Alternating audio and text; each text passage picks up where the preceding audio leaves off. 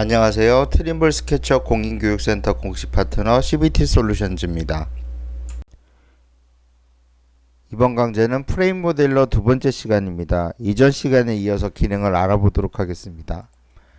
프레임 모델러 툴바를 보시면 드로우 슬로프 램프 모델이라는 아이콘이 있습니다. 램프를 만들어주는 기능인데요. 일단 램프를 만드실 때는 램프 단면을 YZ 평면 방향으로 그려주시고 X축 방향으로 돌출을 시켜서 그룹을 만들어 주셔야 됩니다. 그 다음에 선형을 작업을 해서 만드실 수가 있는데요. 일단 램프 단면을 그려보도록 하겠습니다.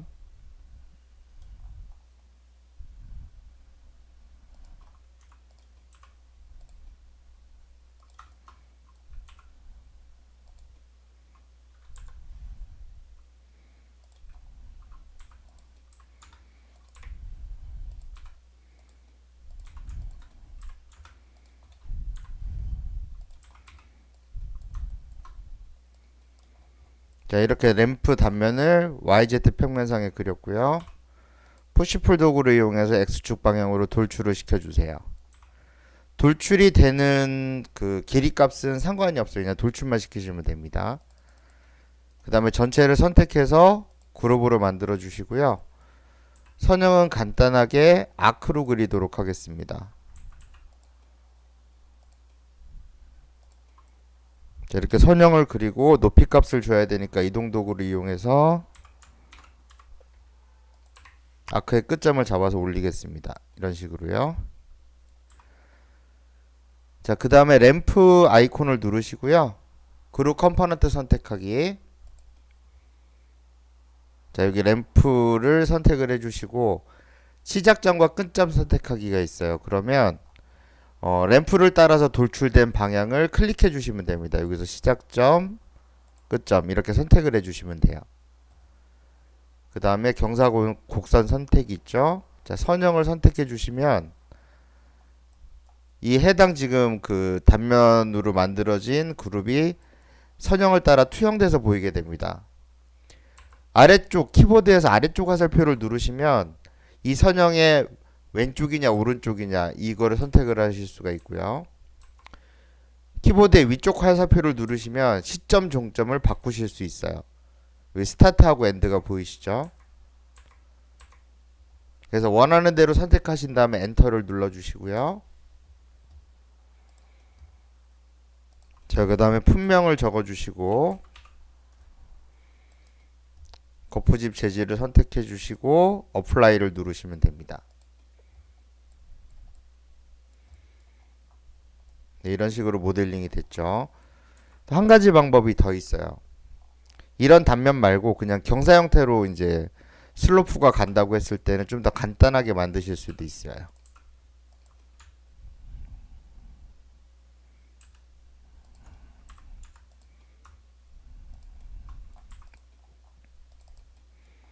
자, 단면을 좀 수정을 해 보도록 하겠습니다.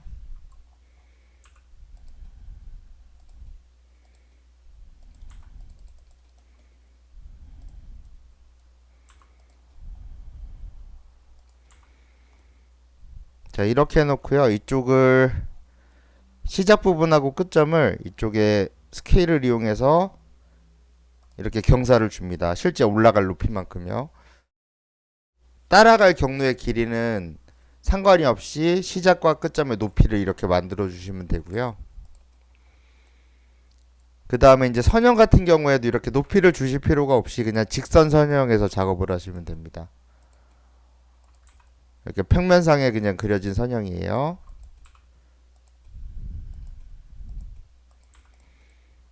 자, 똑같이 램프 아이콘 누르고 그룹 컴포넌트 선택. 자, 이쪽이 시점, 이쪽이 종점입니다. 이렇게 해주시고요. 곡선 선택. 자, 미리 보기가 보이죠? 이렇게 평면상에 있는데 실제는 이 높이가 투영이 돼서 만들어집니다. 자, 엔터 눌러주시고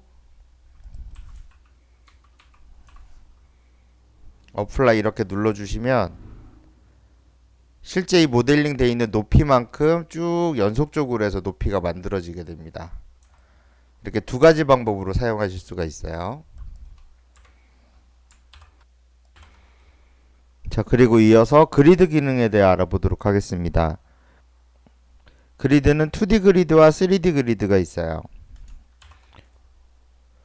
2D 그리드는 한 층에 대한 그리드만 만들어주는 거고요. 3D 그리드는 지상 지하층에 대해서 다 설정이 가능한 도구입니다. 그래서 이 기능을 기준으로 해서 설명을 드릴게요.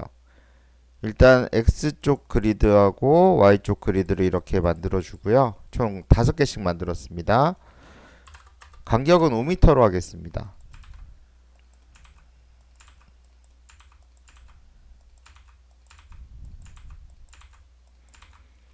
그 다음에 DB는 지하층이고요. DF는 지상층입니다. 총 이렇게 3개 층만 해서 층고를 3600으로 할게요. 지하층은 하나만 해서 이쪽도 3600으로 하겠습니다. 자, 이렇게 세팅이 되셨으면 어플라이를 눌러주시고 그리드를 원하는 위치에 배치해 주시면 되겠습니다. 자, 보시면 이제 층별로 층고 높이가 있고요. 위쪽으로 3개 층, 아래쪽으로 이제 1개 층이 있죠. 그리고 그리드 간격도 5m씩 이렇게 되어 있습니다. 만약에 그리드를 수정하시고자 한다면 그리드 선택해서 마우스 우측 버튼 누르시고요. 에디트 3D 그리드가 있습니다. 이렇게 클릭하셔서 이 창에서 값을 변경해 주시면 수정이 되게 됩니다. 지하층만 수정해 볼까요? 지하층 높이를 지금 3600으로 층고가 되어 있는데 이쪽을 3000으로 바꿔볼게요. 이렇게 3000으로 줄었죠. 자, 이렇게 해서 그리드를 이제 만드는 방법에 대해서 설명을 드렸어요. 자, 그러면 이 그리드 기준으로 해서 한번 모델링을 해볼게요. 자, 이제 이전 시간에 배웠던 컬럼을 이용을 해서 기둥을 먼저 만들어 보고요. 삽입점은 센터로 하겠습니다.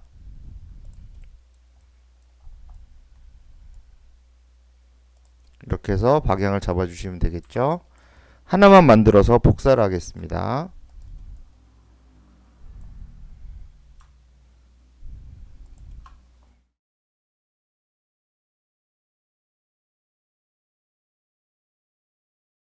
그 다음에 이쪽으로도 5m 간격이니까 복사를 하고요.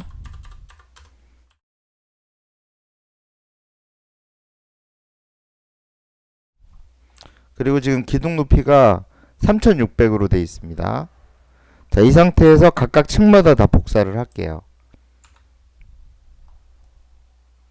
이쪽에 그리드에 이제 스냅이 잡히니까요. 이렇게 해서 위쪽으로 3600 높이만큼 복사하고요. 곱하기 3에서 층별로 다 기둥을 놨습니다.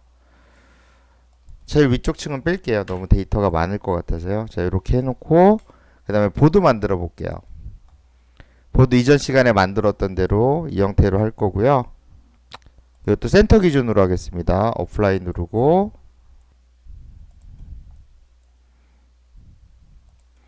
자, 이렇게 해주시고 보의 높이를 이렇게 조절해 주시고요.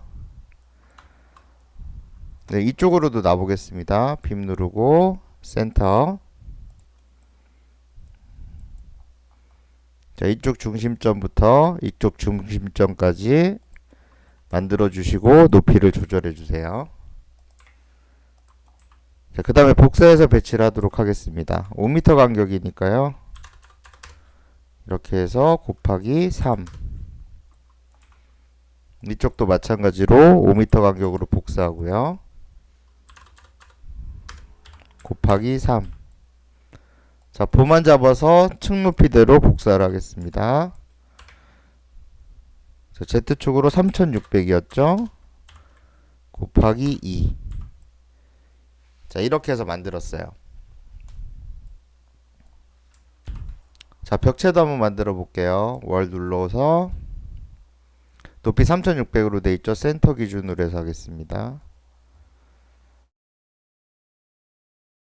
아, 코너로 하겠어요. 코너로 하고 자, 클릭해서 한 번에 쭉 만들어 주시면 되겠습니다. 자, 이쪽도 똑같이 할게요. 이렇게 해서 벽체를 배치하고요.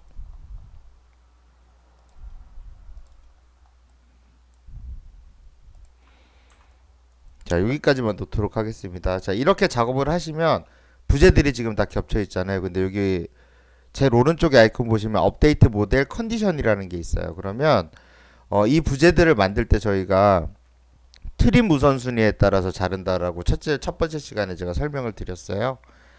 그래서 업데이트를 하게 되면 겹쳐 있는 부분들을 다 제거를 해줍니다. 자, 업데이트를 누르도록 하겠습니다. 아래쪽에 스테이터스 바에서 계속 작업이 진행되고 있는 걸 보실 수가 있어요. 시간이 좀 걸릴 겁니다.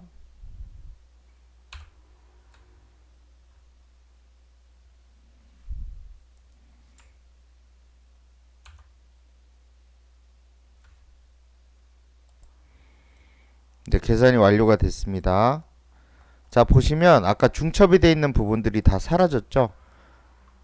트림의 우선순위에 따라서 잘린 겁니다. 지금 아래쪽 같은 경우에는 이렇게 보가 지나가는 부분에 벽이 잘려 있고요. 보하고 기둥 사이도 이런 식으로 다 커팅이 되어 있습니다.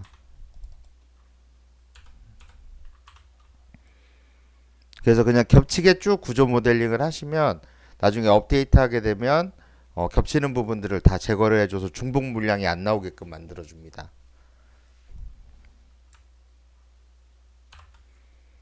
그리고 이제 만들어진 각각의 부재들도 추후 수정이 가능합니다. 객체를 선택해서 마우스 우측 버튼 누르고 에디트 프레임 모델을 클릭을 해주시면 네, 공정도 바꾸실 수 있고 규격이나 가로 세로 크기, 높이도 다 바꾸실 수 있어요. 기호도 바꾸실 수가 있고요. 자, 이 상태에서 이제 그 물량 수량 산출을 해보도록 하겠습니다. 제일 왼쪽에 있는 아이콘 있죠? 데이터 익스포팅 앤 매칭이라고 되어 있죠? 자, 클릭하시면 이런 식으로 창이 나타나게 됩니다.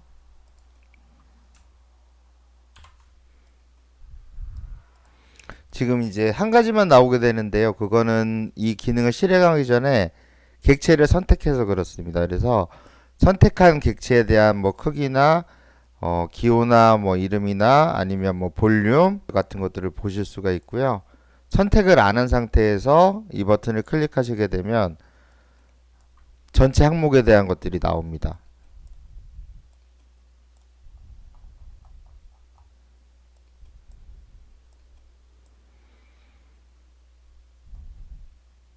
네, 보시면 이제 항목에 따라서 쭉 나오고요. 여기 최저값 나옵니다. 볼륨 나와 있고요.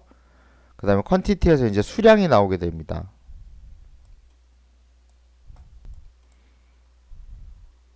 자, 이런 식으로 해서 하시면 되고요. 그 다음에 이제 길이값 산출이 필요할 때가 있습니다. 좀 전에 보셨듯이 최저값하고 수량 같은 경우에는 다 나타나는데요. 길이값이 이제 필요한 경우에는 이쪽에 라인 툴을 쓰시면 됩니다. 그래서 라인 툴 선택하시고 품명 써주시고요. 여기에 계속 애드해서 추가를 하실 수가 있습니다. 자, 어플라이 누르고 예를 들어 이제 이 벽에 둘레 값이 필요하다 그러면 자, 이 상태에서 ESC 눌러주시면 라인 작업이 완료가 되고요.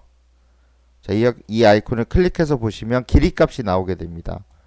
여기 지금 랭스라고 이제 표시되어 있는 부분이 있죠. 그래서 길이 값이 필요한 부분은 저 라인 도구를 이용해서 그려주시면 다 산출을 하실 수가 있어요. 자, 그리고 이제 지금까지 그 산출했던 내용들을 엑셀 형태로 뽑아내실 수가 있습니다. 원하는 부분만 뽑고 싶으시면 선택을 하시면 되고요. 아닐 경우에는 그냥 아무것도 선택 안 하신 상태에서 내보내시면 전체 데이터가 나갑니다. 자, 여기 보시면 이제 인포메이션 익스포트 툴 있죠? 자, 이걸 클릭하시고 할증률 선택해 주셔서 네를 눌러 주시면 네, 이런 식으로 데이터를 엑셀 폼으로 뽑으실 수가 있습니다. 그래서 내역사 만드는데 활용하시면 되겠고요. 아까 이제 저희가 그리드를 배치해서 작업을 했잖아요. 그래서 여기 보시면 이제 보 같은 경우나 컬럼, 기둥 같은 경우에 위치 값이 나타나게 됩니다. 그리드상의 위치. 내역사에 보면 이제 각 부재의 위치를 표기하도록 되어 있잖아요.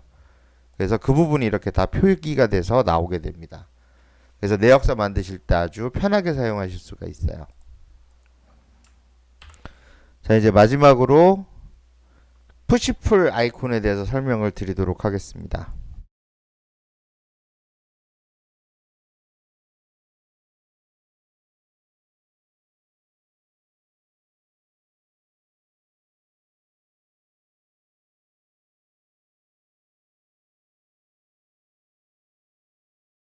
자, 도면에서 이게 좀 시간이 걸릴 수도 있으니까 1분만 띄워서 좀 보여드릴게요.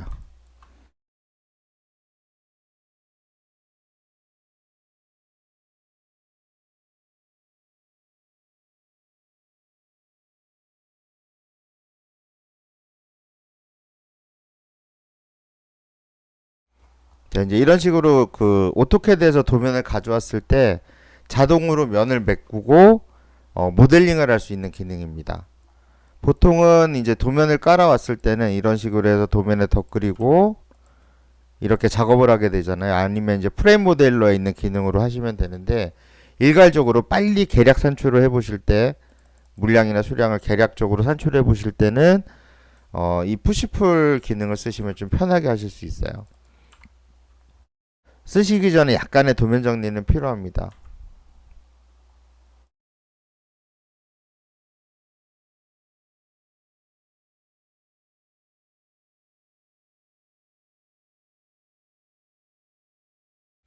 선 정리만 간단하게 조금만 하도록 하겠습니다.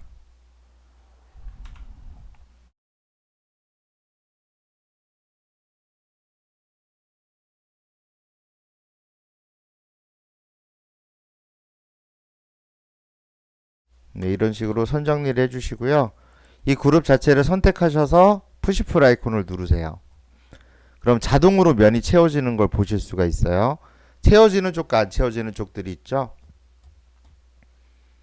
자, 면 추가하기와 삭제하기가 있습니다. 지금 간단하게 벽체만 좀 올려보려고 하는데, 면 추가를 눌러서 좀 전에 벽체에서 빠졌던 부분들을 클릭해서 만들어 볼게요. 지금 보시면 이제 그 겹치거나 반짝반짝하는 부분들이 실제로 있는 부분들이고요. 흰색이 추가할 영역입니다. 그래서 추가하고 싶은 영역이 있으시면 이렇게 클릭을 해서 추가를 해주시면 되고요. 자, 엔터 치시면 이 부분이 지금 추가가 됐죠. 자, 빼고 싶은 부분, 기둥을 빼내겠다 그러면 면 삭제하기 누르시고 이렇게 클릭해서 빼주시면 됩니다.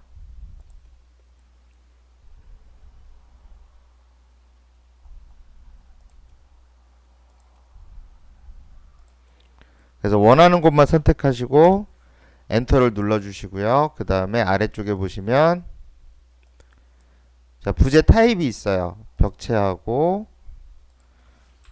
품명 쓰고요.